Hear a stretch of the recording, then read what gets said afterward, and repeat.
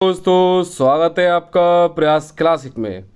उम्मीद है आप स्वस्थ होंगे, मस्त होंगे। आज मैं आपके समक्ष लेके आया हूँ यूपी डीएलएड से संबंधित फर्स्ट सेमेस्टर का थर्ड पेपर, अर्थात आपको संज्ञान में होगा कि यह आपका विज्ञान का पेपर है, अर्थात विज्ञान शिक्षण। यानी कि आपका 27 अक्टूबर 2025 को आपका बाल विकास और शिक्षण अधिगम का पेपर होने वाला है। और साथ ही मैं बता दूं कि आपका 28 अक्टूबर को, यानी कि उसके नेक्स्ट डे 28 अक्टूबर 2025 को आपका 3 पेपर होने वाले हैं, जिसमें आपका विज्ञान भी सम्मिलित है। इसमें विज्ञान, हिंदी और साथ ही मैं बता दूं कि आपका सामाजिक विज्ञान भी संबंधित है, जिसमें आपका थर्ड पेपर आपका विज्ञान शिक्षण है। यहाँ आपके विज्ञान में लगभग आपके 5 बहुविकल्पीय प्रश्न पूछे जाते हैं। उससे सह संबंधित मैं बता दूं कि आपके समझ में बहुविकल्पीय प्रश्न लेके आया हूं, ताकि आपके एकदम 5 नंबर, जो आपके 5 नंबर हैं, एकदम कंफर्म हो जाएं। ठीक है, और आपको कोई भी दिक्कत नहीं आए। आप बस हमारे चैनल से शुरू से लेके एंड तक बने रहिएगा। ठीक है, और साथ ही बता दूं कि यदि आप हमारे चैनल से नए जुड़े हो तो एक बार सब्सक्राइब अवश्य कर दो। और यदि कोई बच्चा आपकी डीएलएड की तैयारी कर रहा है या बीएड की, उसे आप शेयर अवश्य कर दें। ठीक है, और लाइक करना ना भूलें आप लोग। ठीक है, देखिएगा इस वीडियो के समझ में लगभग आपको 50+ बहुविकल्पीय प्रश्न कराऊंगा, 50+। यदि किसी बच्चे ने ये सारी वीडियो देख ली शुरू से लेकर एंड तक, 50+ बहुविकल्पीय है, तो मैं 100% कह रहा हूँ कि उसके 5 नंबर एकदम कंफर्म है। और साथ ही ये बता दूँ कि बहुविकल्पीय प्रश्न से ही आपके अति लघुत्तरीय प्रश्न का निर्माण होता है, या सिंपल कह सकता हूँ लघुत्तरीय भी इससे पूछ लेता है। यानी कि काफ़ी हद तक यहाँ तक हिंट मिल सकती है। तो आप लगभग 9 से 10 नंबर अपने एकदम कंफर्म मान लो इस वीडियो के अंतराल में। ठीक है, देखिएगा पहला प्रश्न क्या कहता है आपका बहुविकल्पीय के अंतर्गत। पहला है, निम्न में से सत्य फल का उदाहरण है काजू, सेब, आम, अनानास। बताइएगा। यह आपका सन 2024 में पूछा हुआ प्रश्न है, यानी कि आपके प्रीवियस पेपर पर सारे आधारित प्रश्न है। यानी कि यह है आपके 2024, 2023 और 2022 पर प्रश्नों पर आधारित है। देखिए, तो कौन सा सत्यफल पर आधारित है आपको बताइएगा। तो इसकी मैं बात करूं तो आपका आम एकदम सही है, यानी कि कम समय में ज़्यादा तैयारी, यह होगा आपका। ठीक है, नेक्स्ट देखिए क्या कहता है आपका प्रश्न। काफ़ी हद तक ये वेरी इंपॉर्टेंट प्रश्न है। दही से मक्खन को पृथक करने की विधि है ऊर्ध्वपातन, बाष्पन, निस्यंदन या अपकेंद्रकरण। तो इसका अपकेंद्र, यानी कि आपने गांव में देखा होगा कि एक यहाँ डंडा लगा के, यहाँ मटकी, इस मटकी में डंडा इस तरीके से और यहाँ से चलाया जाता है, तो हम इस प्रक्रिया को कहते हैं अपकेंद्रीकरण। निस्यंदन एक तरह का छानना। ऊर्ध्वपातन कह सकते हैं हम, यदि कोई ठोस वस्तु को हम बिना गर्म करे हुए डायरेक्ट गैस में परिवर्तित हो जाए, उसे हम कहते हैं ऊर्ध्वपातन। यानी कि ऐसी ठोस वस्तु जो गर्म करने पर या बिना गर्म करने पर वो डायरेक्ट आपका किसमें, बिना द्रव में बदले। यानी कि मैं ये कह रहा हूँ, यदि किसी आप ठोस चीज़ को गर्म करोगे तो वो द्रव अर्थात पानी या लिक्विड फॉर्म में ना बदलकर सीधा डायरेक्ट आपका गैस में परिवर्तित हो जाए। तो इसलिए बहुत पूछा जाता है। तो इसके आपके एग्जाम्पल हो सकते हैं, पहला आपका कपूर। ठीक है, दूसरा उधर हो सकता है आपका नौसादर, या हम कह सकते हैं अमोनियम क्लोराइड अर्थात NH4Cl। या कपड़ों में, यानी कि सर्दियों में या गर्मियों में आपके हर किसी के घर पे आपके बक्से या बक्सी जो भी होंगे, वहाँ आपके कपड़े रखे जाते हैं गर्म या ठंडे। यदि उसमें कीड़े ना लग जाएँ तो उसमें नेपथलीन की गोलियाँ, या फिर मैं कह सकता हूँ वो गोली डाली जाती हैं। या सिंपल कह सकता हूँ बास बेसन या सिंक में कीड़े न पड़ जाए, उसके लिए सफ़ेद कलर की गोली डाली जाती हैं, वो भी आपकी ऊर्ध्वपातन के अंतर्गत ही आती हैं। ठीक है, नेक्स्ट देखिएगा। हालांकि इसका 4th ऑप्शन एकदम सही है। नेक्स्ट, पौधों की कलम लगाना एक प्रकार का जनन है अलैंगिक जनन, लैंगिक जनन या अनिश्चित जनन या कायिक जनन। बताइएगा। तो ये आपका अलैंगिक जनन है। नेक्स्ट, गति के नियम के प्रतिपादक कौन है न्यूटन, आइंस्टाइन या कोपरनिकस या इनमें से कोई नहीं। तो गति के न्यूटन के प्रतिपादक आपके कौन है, सर जैक न्यूटन, अर्थात फर्स्ट ऑप्शन ही सही है। इन्होंने 3 नियम दिए थे। पहला जड़त्व का नियम अर्थात गैलोली का नियम भी है। नेक्स्ट देखिएगा, अभी मैंने जस्ट ऊपर बताया है ऊर्ध्वपातक। ठीक है, यहाँ ऊर्ध्वपातन होगा नहीं है। इसमें पूछा निम्न में से कौन सा पदार्थ ऊर्ध्वपातक नहीं है। अभी जस्ट ऊपर में वीडियो मैंने एग्जाम्पल बताए और यहाँ आपके पूछ लिए। लेकिन यहाँ आपका एक अलग है, कौन सा, नौसदर होता है, कपूर होता है, आयोडीन होता है, लेकिन नमक नहीं होता, क्योंकि यह नहीं पूछा है, अर्थात इसका डी ऑप्शन एकदम सही है। ठीक है, नेक्स्ट, प्रकाश संश्लेषण की प्रक्रिया है पौधों में, जंतुओं में, कवकों में या विषाणुओं में, बताइएगा। तो ये पौधों में होती है, ना कि इन चीज़ों में। ठीक है, अगला, प्रकाश संश्लेषण का उत्पादक है मंड या स्टार्च, ऑक्सीजन, आ और वाह दोनों, या सूर्य का प्रकाश, बताइएगा। इसका आ और वाह दोनों एकदम सही है। नेक्स्ट, मानव श्वसन करता है नाक द्वारा, फेफड़ों द्वारा, गलफड़ों द्वारा या सभी। तो इसका मानव श्वसन करता है आपका फेफड़ों द्वारा। ठीक है, आप मुझे कमेंट करके बताओ कि मेढक जो होता है, मेढक वो श्वसन किस प्रकार से कर सकता है, त्वचा से या फेफड़ों से। ठीक है, यानी कि मेढक दो प्रकार से श्वसन करता है, किस प्रकार से करता है, यानी पानी में वो किससे आपकी श्वसन करता है, त्वचा से या फेफड़ों से। इस प्रकार से आपको इसका कमेंट में उत्तर देना है। ठीक है, नेक्स्ट 9 देखिएगा, क्या क्या कहता है आपका, जल तथा खनिज लवणों का संबंध करता है जाइलम, फिलोम, कैवियम या इनमें से कोई नहीं। तो इसका जाइलम एकदम सही है। नेक्स्ट, भोज्य पदार्थों का संबंध करता है जाइलम, फिलोम, कैवियम या सभी। तो इसका बी एकदम सही है। तो जल से संबंधित होता है आपका जाइलम, ऐसा कर लो, जा से जल और जा से जाइलम, और भोज्य यानी कि भोज्य पदार्थ है भोजन वाले, वो फिलोम। ठीक है, ज़्यादा याद कर लो, बाकी का तो आपको याद ही हो जाएगा। ठीक है, नेक्स्ट क्वेश्चन देखिए, ये सारे आपके 2024 में पूछे हुए थे और कुछ 2023 में। ठीक है, नेक्स्ट क्वेश्चन देखिए 11, पर्णप्रतान जो कि पत्तियों का रूपांतरण होता है पाया जाता है मटर में, सरसों में, नीम में या मक्का में, बताइएगा।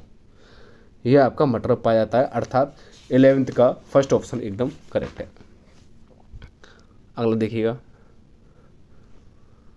वे पौधे जो मरुस्थल में उगते हैं कहे जाते हैं जीरोफाइट, एपीफाइट, हाइड्रोफाइट या इनमें से कोई नहीं।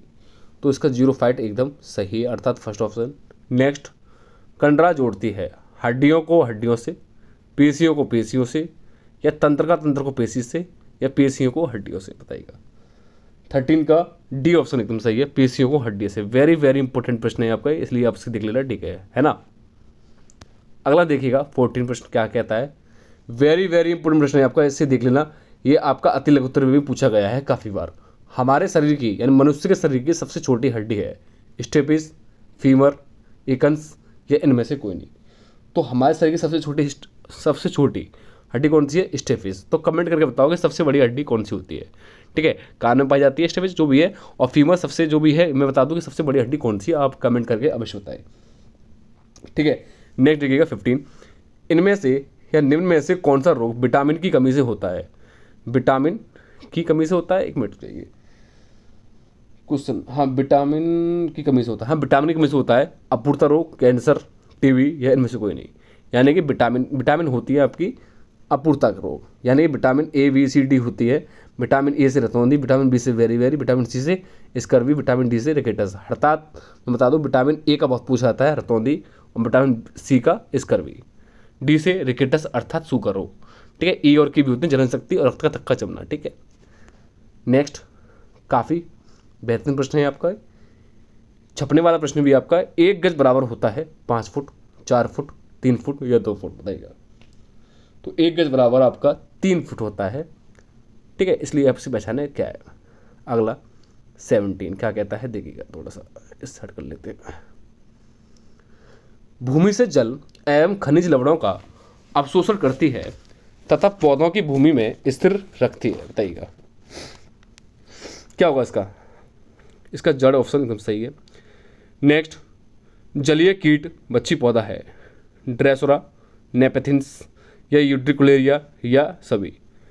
तो जलीय जीव की मैं बात करूँ, जलीय कीट बच्ची पौधा आपका सी ऑप्शन सही है, यूट्रिकुलेरिया, नेपेथिन्स नहीं है। ठीक है, अगला 19, एक बीजपत्री की विशेषता है इनकी पत्तियों में समांतर सिरा विन्यास पाया जाता है। ठीक है, हाँ जी बिल्कुल पाया जाता है। नेक्स्ट, बीजों में केवल एक बीजपत्री अर्थात पत्र, मक्का, धान, गेहूं पाया जाता है, बिल्कुल करेक्ट है। नेक्स्ट कहता है ऑप्शन आ और वाह दोनों, अर्थात डी और सी ऑप्शन एकदम सही है, यानी कि ऊपर वाले ए और बी दोनों एकदम करेक्ट है। यह है आपके एक बीजपत्री होती है। अगला,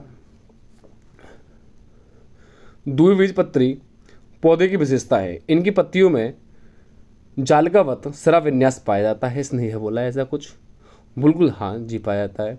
नेक्स्ट, बीजों में 2 बीज पत्र अर्थात 2 दाल, चना, मटर, सरसों पाया जाता है, यह भी करेक्ट है, अर्थात इसमें ए और बी दोनों ही सही है, काफ़ी हद तक ठीक है, सही है। नेक्स्ट, जड़ों के प्रकार होते हैं मूसला जड़ और अपस्थानिक जड़, जी हाँ दोनों ही होते हैं, अर्थात सी ऑप्शन इसका एकदम करेक्ट है। अगला प्रश्न देखिए क्या कहता है आपका,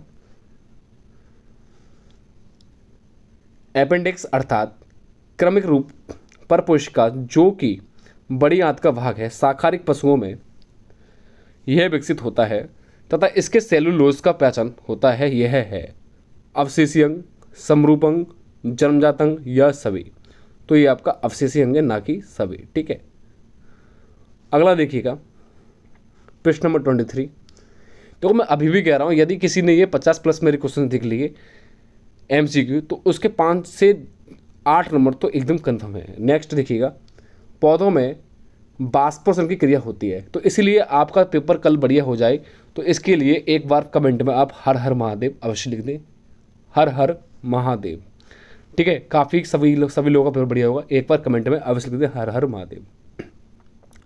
जड़ द्वारा, तनों द्वारा, स्टोमिका, पटरंध्रों द्वारा या इन सभी, बताइएगा 23 का।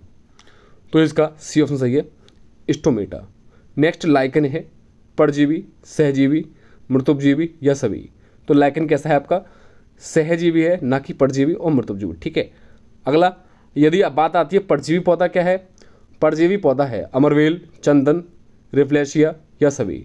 तो मैं बता दूं, एक चीज़ पूछी जाती है कि आपका परजीवी है, तो परजीवी आपका सभी आ जाएंगे, अमरवेल भी है, चंदन भी है और रिफ्लेशिया भी है, लेकिन आपका पूर्ण रूप से आपका अमरवेल है, लेकिन आंशिक रूप से जो परजीवी पौधा है वो चंदन है, ठीक है। अगला 26 देखिए क्या कहता है आपका, कीटवच्ची पौधे कीटों का बच्चन नाइट्रोजन की कमी को पूर्ण करने के लिए करते हैं, कीटवच्ची पौधे हैं, कौन से हैं, ड्रेसोरा, यूटिकुलरिया या नेपेथिन्स या जे।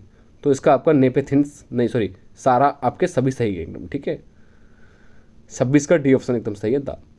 नेक्स्ट, स्वपोषी जो अपना भोजन स्वयं बनाते हैं, काफ़ी हद तक ये बहुत सही है प्रश्न है। तो जो अपना स्वयं भोजन बनाते हैं उसे हम कहते हैं पौधे, किस में आएगा आपका, पौधे में, ठीक है। नेक्स्ट, किस रक्त समूह को सर्वग्राही कहते हैं, AB, A, B या O। तो हम AB को कहते हैं सर्वग्राही, यानी कि ये सभी से ले सकता है और जो सभी को दे सकता है वो क्या है आपका O, ये होता है सर्वदाता, O होता है सर्वदाता, AB होता है सर्वग्राही। नेक्स्ट, हमारे शरीर की सबसे बड़ी हड्डी है, देखो अभी मैंने कमेंट में पूछा था ऊपर, यहाँ आपका आंसर भी आ गया, ठीक है। तो कौन सी होती है, फीमर। तो आप कमेंट करके बताओ कि यह शरीर के किस अंग में पाई जाती है, ठीक है। मनुष्य की शरीर की सबसे बड़ी यदि छोटी हड्डी स्टेपिस है और सबसे बड़ी हड्डी आपकी फीमर है, तो फीमर कहाँ पाई जाती है, मनुष्य के किस शरीर के अंग में, ठीक है। अगला, हमारे शरीर के किन अंगों में लसका कोशिकाएं बनती हैं, यकृत, तिल्ली, अग्नाशय, वृक्क, बताइएगा 30 का। तो कहाँ बनती हैं आपकी, तिल्ली में, अर्थात बी ऑप्शन सही है। नेक्स्ट, वयस्क मनुष्य में हड्डियों की संख्या कितनी होती है, 206, अर्थात ए ऑप्शन सही है। निम्न में से जल में घुलनशील विटामिन कौन सी है, जल में घुलनशील, तो कौन सी, बी और सी। देखो इस प्रकार से होती है, आप ऐसे कर लो, बी और सी जल में, बाकी की के, ई, डी, ए, इस प्रकार से कर सकते हो। कीड़ा, के, ई, डी, ए, ये किस में होती है आपकी, बसा में, ठीक है। बी, सी किस में होती हैं आपकी, जल में घुलनशील विटामिन होती हैं, बाकी की शेष आपकी कीड़ा बोल सकते हो उसको, कीड़ा अगर आपको याद ना हो तो कीड़ा के नाम से आप याद कर सकते हो, KADA, ये बसा में घुलनशील विटामिन होती हैं, ठीक है। अगला, निम्न में से कौन सी बसा में घुलनशील विटामिन है, देखो अभी याद आ गया, लेकिन इसने लिख दिया ADEK, तो सिंपल है, अगर ऐसे इसे उल्टा करोगे तो कीड़ा ही आएगा, अर्थात ए ऑप्शन ही सही है। 33 का ए ऑप्शन सही है। अगला, स्कर्वी रोग की पहचान है मसूड़ों के रक्तस्राव, हाथ का फूलना या रुधिर छिड़कता या इनमें से कोई नहीं। तो इसका मसूड़ों का रक्तस्राव यानी मसूड़ों से खून आना, यह स्कर्वी रोग की पहचान है। अगला देखिएगा, ठीक है, यहाँ आपके 34 प्रश्न हो चुके हैं, अभी आपके लगभग और भी रह गए हैं, लगभग 30 के अप्रोक्सीमेट देखिएगा। नेक्स्ट है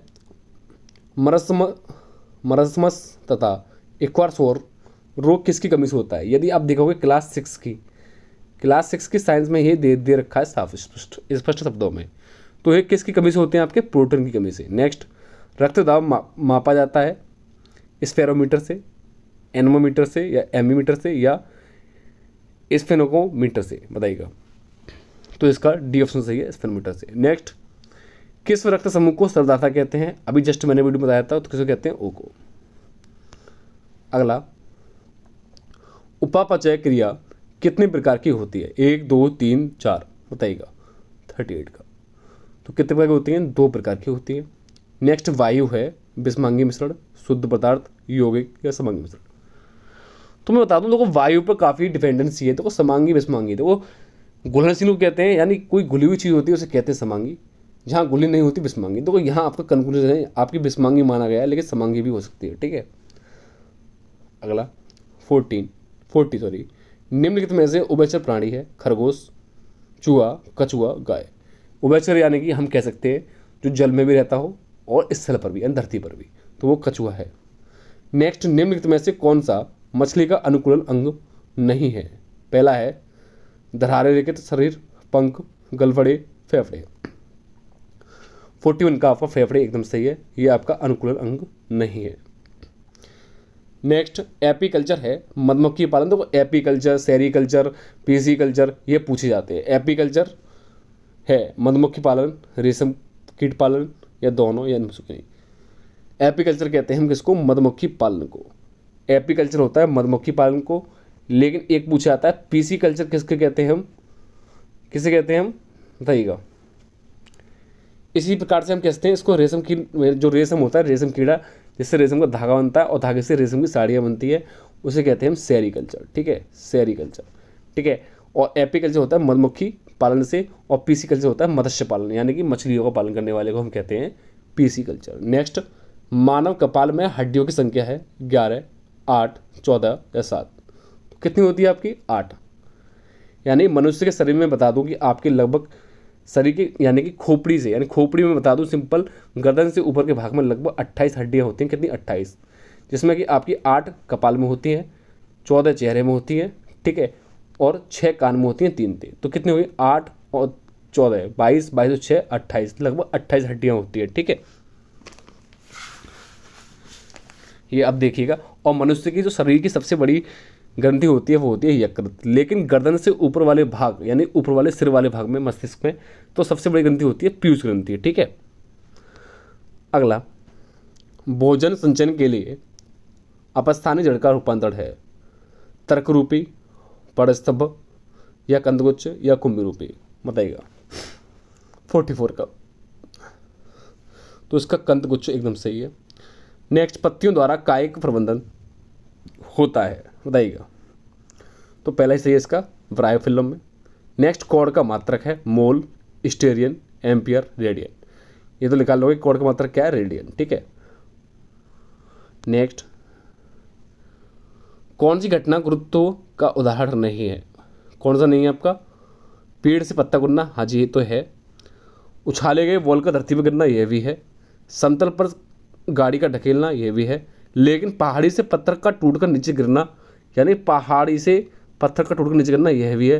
लेकिन समतल पर गाड़ी ढकेलना यह नहीं है, यह नहीं पूछा है, ठीक है।